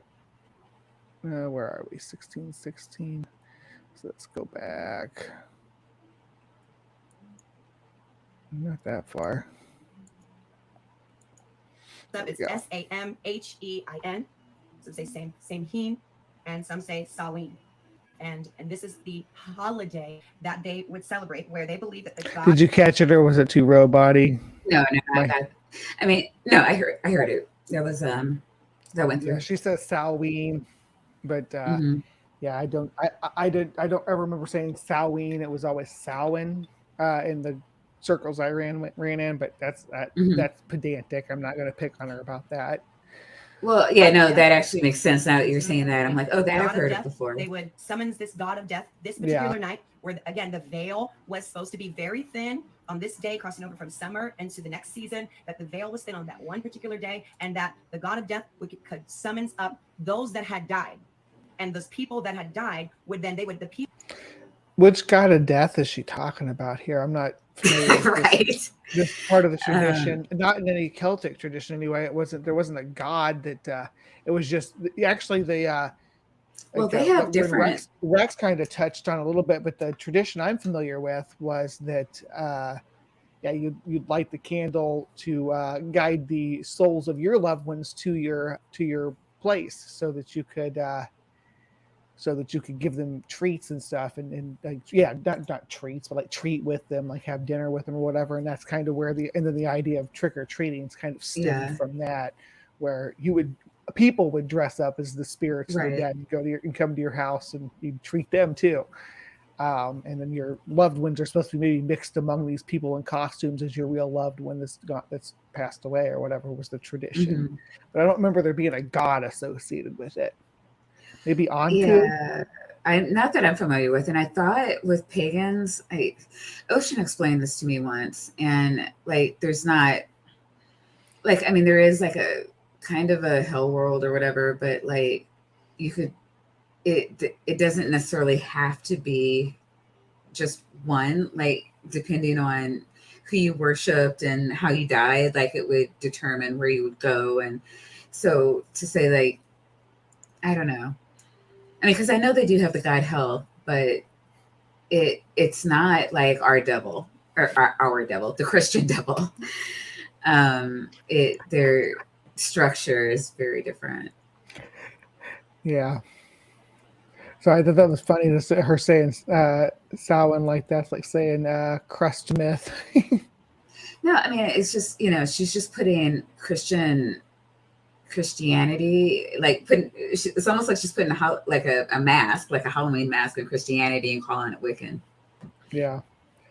Let's see, because in order to tie it in with like the demonic forces of Abrahamic faith, you'd have to just put a mask on it. People that were alive would want to summons up the dead to arise out of their graves and to come and roam through the earth in case they needed to get vengeance, in case they wanted to do whatever. And they began to mingle and wanted to converse and have fellowship with the dead. Now, I don't know what Bible y'all read, but my Bible talks about necromancy and not to communicate with the dead. In fact, well, I think Jesus did that, right? He brought up yeah. Lazarus. I mean, it yeah. was one of the great miracles in the, in the Gospels. So Jesus was a necromancer. I mean, we're not Oh gonna yeah, let's not beat around the bush. He was a necromancer. One of the miracles that he performed was necromancy. And that's not to say that necromancy is a dark art. That's a unfortunate modern Christian view on it, which is ironic as hell. But yeah, you're on here and you have been communicating with someone from your life, your family who has passed on, or a spirit that comes to you and it's making you think that it was a person that used to be here. It is a familiar spirit and it is a demon. Okay, and so we are not any dealings with demons. That's what I was talking to Jill about the other night, was familiar spirits. He's talking about him possessive, like women with cats, that their cats are possessed by familiar spirits. Familiars. And, like they're supposed to be they're only associated with witches though, right? But I don't even know if it's familiars? Like Wiccans. Like I don't think Wiccans believe in familiars, do they?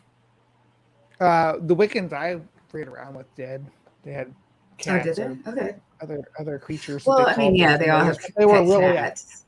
They were really but none of them thought that the cats was a demonic spirit that helps them with their, No, I mean, this that would be badass. I mean, if witches could actually do that, like I wouldn't be agnostic. If I could have a magical pet that could do magic and thing, I would be in. Yeah, sign me up for that.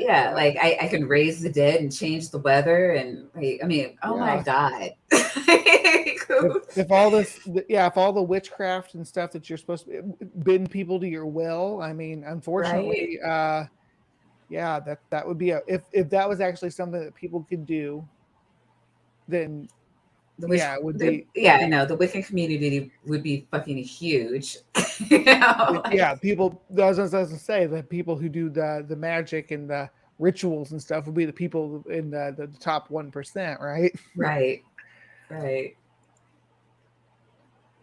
All right, and entomology enthusiast. Wish I was talking about bugs tonight, but we're talking about Halloween because we're ticking down the clock to Halloween, and we got Miss Ginny Weaver up here that we're talking about. Stick around if you want to see us do some counter Halloween as the Devil's Day talk.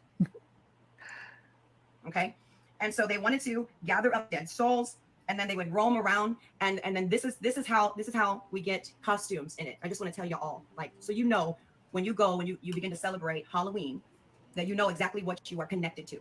You can't separate the connection to the origins of it. You cannot. I don't care how many people tell you can. You can't. So when they would begin to dress up in costumes, it is because they began to see spirits of the dead people roaming around the city. And so what they would do is they would dress up like goblins and ghosts so that the spirits wouldn't recognize them as a human. And that's kind of a twisted on what I was saying a minute ago about how this practice kind of finds its origins, what we understand today. I mean, it's a stupid statement though, right? What she's saying is, I mean, okay, you and I understand that the tradition happened because they believed that. Nobody is saying that it actually happened except her. She's saying that like this, like at once upon a time, this actually happened and this is why people were doing this. And I'm like, I don't know. I mean, I say this all the time. Like, is she just legit stupid or like, is she grifting? I don't know. I've been following her for just a couple of months right now, and so far she seems legit, but I mean, we'll see where it goes. Think that they were also a spirit and would pass them by.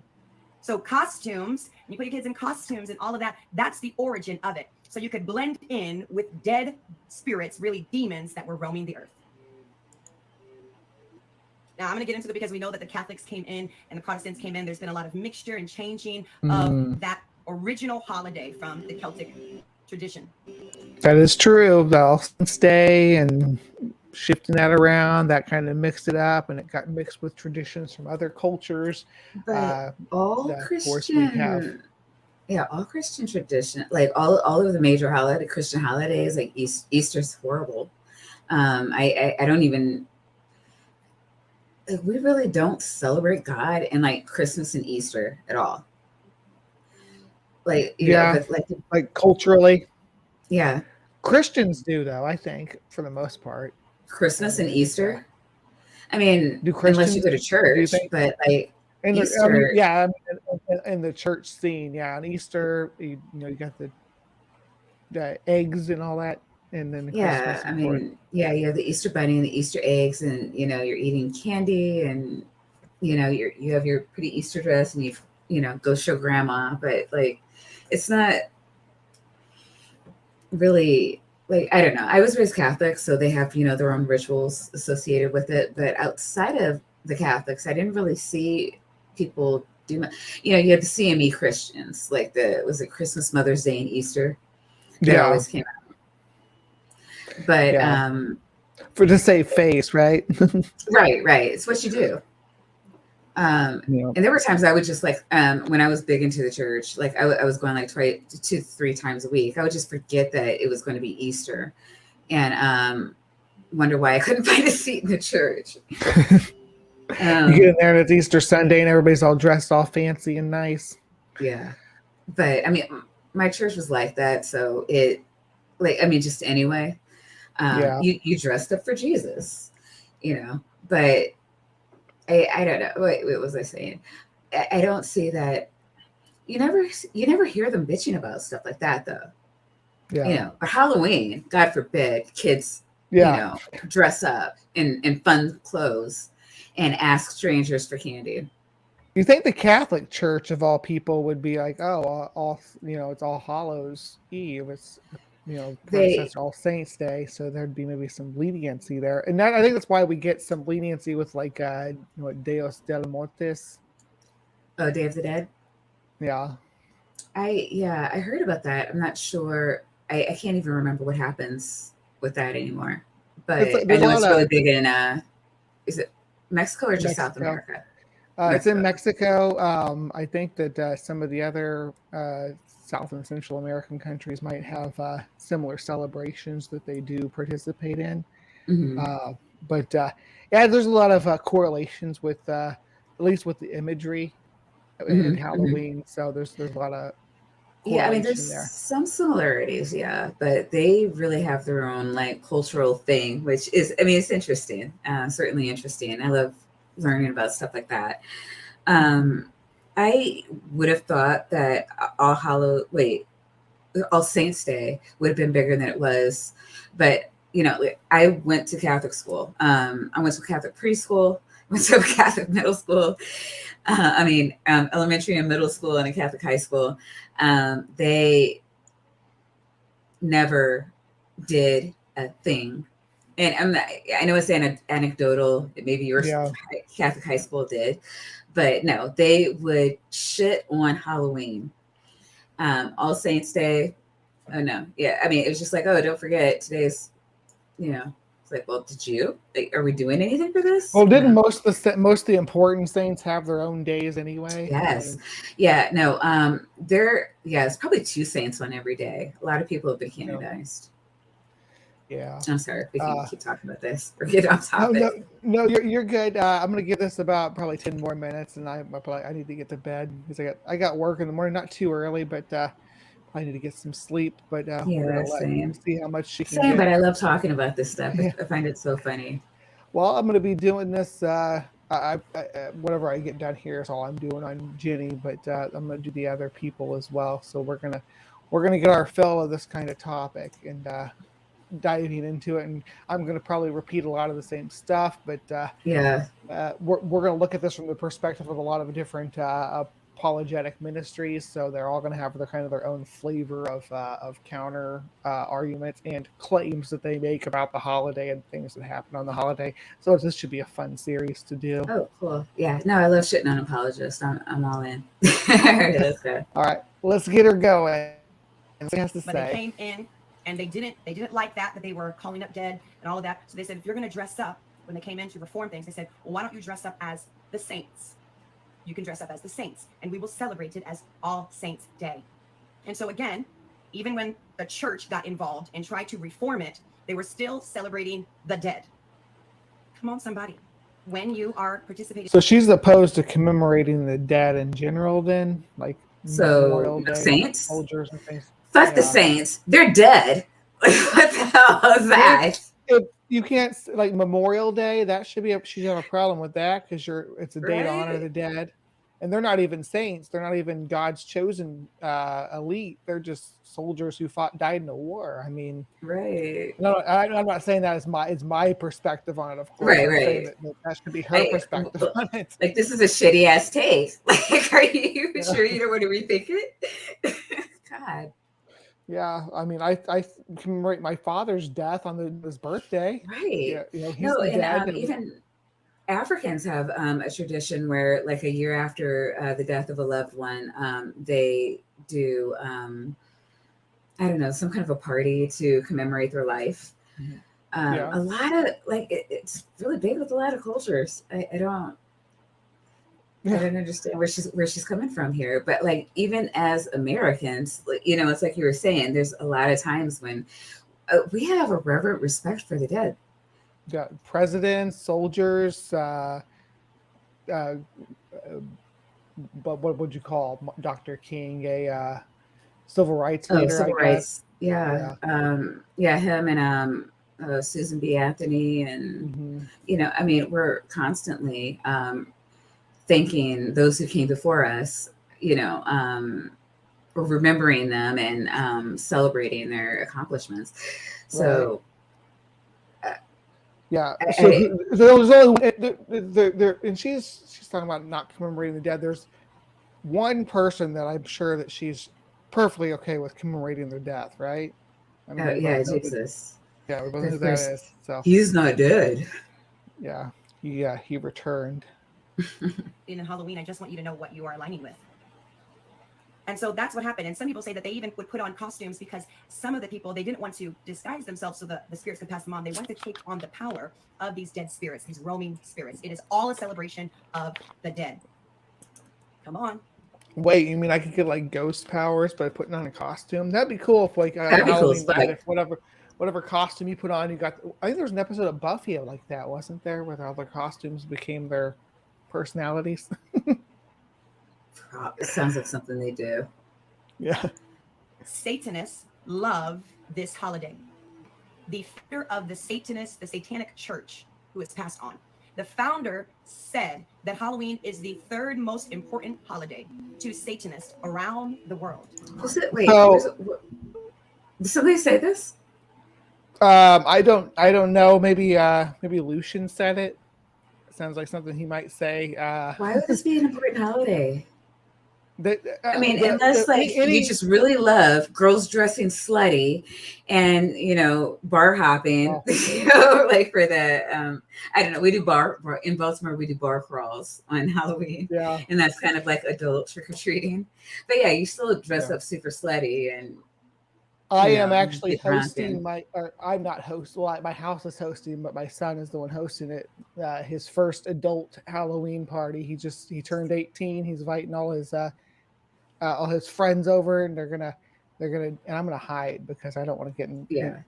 With a bunch of teenagers, but is it a bunch of drunk teenagers? Like, I would just hide on principle. Yeah, that's what I'm expecting. I'm just I'm not gonna get involved with that. I might go out early before they get too trashed and just say hi to everybody and whatnot. But I'm not gonna. Once they start doing their Halloween party, I'm probably gonna park myself on the screened-in porch and hand out candy or something. No, I don't know. Does anybody in the chat know? Like, did somebody actually say that the Halloween was the third most important? What's 1 and 2? I need the source. So, if it was something Lucian said, then it would be arbitrary. And it would be based just on like United States culture, and then being the third most popular holiday in the U.S. would make sense because I think it is Halloween. Popular holidays, Christmas, Easter, and Halloween. I think in that order, right? Maybe. It would have to be like Memorial Day or 4th of July, though. I would think would be number 2. Christmas and Easter are definitely number 1. Christmas is definitely number 1, hands down. I would have thought, I don't know, if I were guessing, I would say Christmas, 4th of July, and Thanksgiving. Not in that order. So 4th of July has kind of had its own little resurgence, though, here in the last 10 years with the MAGA movement, unfortunately. So the way it's really celebrated hard around here in the Midwest, I don't remember it ever being like that when I was a kid. Yeah, no, any beach. It is so hard to find a hotel, or anything. Like, people are reserving their hotel room like when they leave, like for the following year. It's gotten to be really big out here. So we have Ocean City and DC, huge for tourism on the 4th of July. I don't know what's going on, but like you're saying, at least in the last 10 years. Well, thank you, Titan. Anton LaVey didn't say it, so I mean, as far as Satanism goes, he's the one who's writing the laws. Be the whole of the law.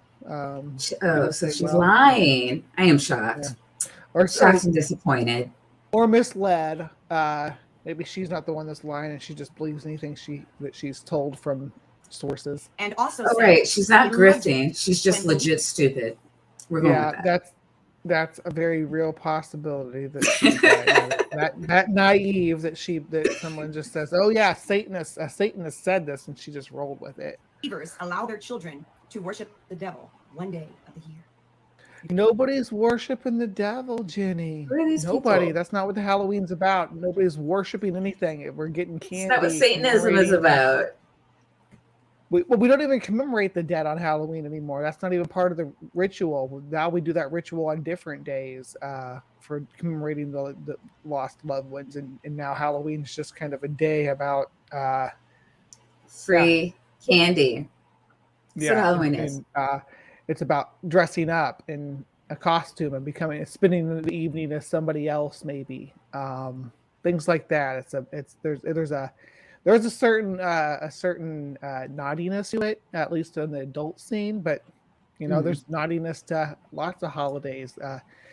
There's naughtiness on Christmas time. I've seen plenty of I haven't seen a naughty Jesus for Christmas, but I've definitely seen a naughty Santa. Okay. Since Jesus was a baby at Christmas, I guess that wouldn't. But Jesus wasn't a baby every Christmas. I mean, if she was like concern trolling or, thought policing, I could almost respect it, but I'd at least understand where she's coming from. She's just making shit up to be mad about. I mean, which is very evangelical of her. I don't know. I like it when things make sense. Yeah. Well, wherever she gets to on this last run here is where she gets to, and then we're going to wrap it up for the night. All right. Here we go. You can look at that quote. It's not from me. That's what the founder of the Satanic Church has stated. And so Satanists and witches, pagans, Celtics, people that are into the demonic realm and New Age practices love this holiday, this Day of the Dead. Let me just connect all the pieces so you can know where it's all coming from. When you see jack-o'-lanterns outside. Now, let me just give this to you. Fall is my favorite season of all the seasons. I love fall. I love everything. I love pumpkin spice, coffee. I love all the things, the flannels, the boots, the weather changing, the beautiful leaves changing, even though we don't really have that here in Florida. I love fall. It is my favorite season of them all. So pumpkins, the Lord made pumpkins. They're beautiful. I'll eat pumpkin pie. I love pumpkins. They're pretty. I'll go to a pumpkin patch. It's beautiful. But a jack-o'-lantern is where they would take or turnips and gourds and pumpkins back in the day. And what they would do is they would cut out a scary face in it, and they would put a candle in it so it would look like, a face, scary face. So that when these roaming spirits, who were all supposed to be throughout the town, would come to their house, that this face would scare off the spirit. So that the jack-o'-lantern then had some sort of power to cause these demons to go into another place. And so again, really? It's connected. The jack-o'-lantern is a goddamn scarecrow. There we go. Yeah, the jack-o'-lantern. You're not even listening to yourself talk.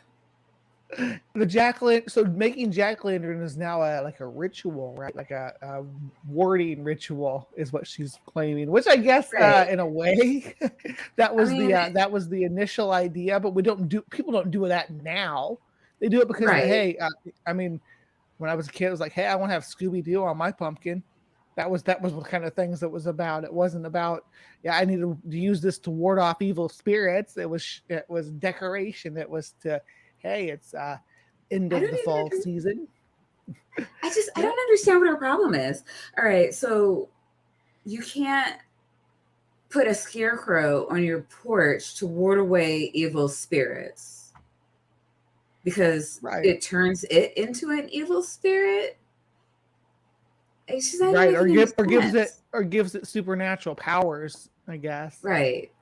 To keep demons away from you, though. But wouldn't that be a of God or whatever if it was warding off demons? Wouldn't to that be protect you? Isn't that? I mean, I don't understand what this is a new one for me. I don't know. Like this is a lot of what she says. Like I've heard, the lore or whatever before, but demonic jack-o'-lanterns. That's a new one. Yeah. All right. So that was we got 20-ish minutes into it. Not too bad. It's like I said, there's like from here on, it's all prayer, all her praying. So there's maybe another 20 minutes to go. 20 minutes, really? Yeah.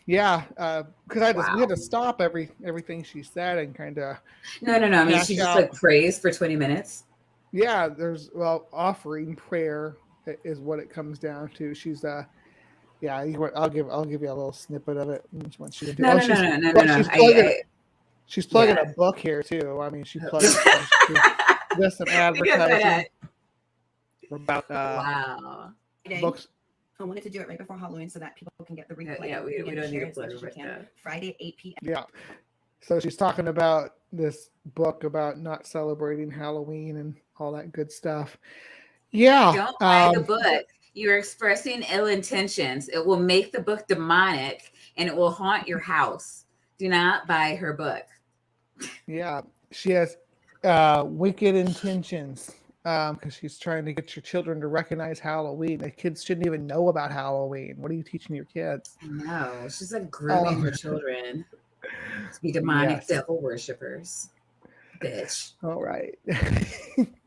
All right. Well, Maya, thank you for coming up on here and going through this with me. I was going to have to do it by myself, and also Clockwork has dipped, but thank you for coming up here on stage as well and hanging out with us and going through this video. Thank you so much for inviting me. I really appreciate this. I'm going to hate myself in the morning, but I had so much fun with this. And I hope you guys in the chat had fun too. I'm being silly and stupid, but yeah.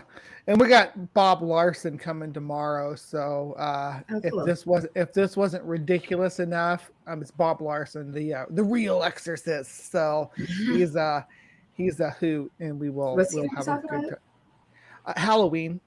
Okay. Why Halloween's evil? He's the one that he exorcises demons that are named Thor and Loki and all. And he like really thinks he can exorcise demons? Yes. Oh yeah, Bob Larson, the real. I've never heard of him. This is interesting. Yeah, I will totally. What time is this? I have to be here. It'll be. It'll start at 10 tomorrow. So right Central? Now we're at in Central Time. Okay. Yeah. So we will have that, and I will open it up to let anybody come in and go through it with me who wants to have a voice. So. That goes for you again, Maya. Definitely welcome to come back on. Anybody out there in the chat who maybe wasn't in a place that they could come on tonight, maybe come on tomorrow night and hang out. We'll love to see Miss Lemon if she's feeling better or Agnes. Mom, you gotta come in. Yeah, just for one of these at some point. But I'm doing them a countdown until Halloween. We got 4 of them, so this is so fun. 27th or 26th, 27th, 28th, 29th. And again, feel free to tell me to shut the fuck up whenever I'm talking too much. I'm sorry. I get carried. I know I get carried away, but holy shit. I liked what your contribution. That's again, these mainly I do these open streams where I invite people in because I want to hang out with my friends and talk to people. So the videos that we review and the topics we discuss are just a framework to just build our chatter on. So that's what I want everybody to come in here for. So look forward to that. If you come onto my stream, if you come into my panel, I want you to have a voice, and I want you to be able to use it as much as you need to use it and comment on anything. I want everybody to get a chance to comment on the video. So, yeah. Thank you so much Well, I for like coming Miss in. Lemon too. Hopefully she'll come in one of these with us. Well, she's not feeling too good here the last few Oh days. yeah, but, not tonight. I'm not trying to yeah. do a peer pressure or anything. I really hope. I think I know everybody in the chat. I love all of you guys. You know I do, and so glad you're here and hanging out with us. And hopefully we'll see you this time tomorrow.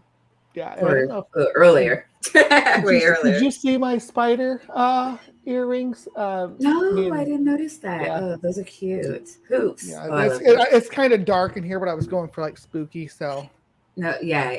That's what I came You got up the with. spooky down. Ooh. I'm gonna have to prepare. See, you gotta. I'm gonna have to get on my game. Gotta keep up. I was gonna come on the camera like all. No, you gotta be adorable. We're so used to adorable, Brie. Yeah, and I thought about maybe. I went over a few different intro things. I ended up doing the Halloween, 8-bit Halloween music from the 1978, or no, it was the one from Halloween 2 from 1981. Anyway, thank you everybody for joining us and listening to us jabber on about Halloween and listening to some people give some maybe dubious critiques to Halloween. We'll be back tomorrow with Bob Larson. So please remember to be kind and take care. And we will see you next time. Bye, guys.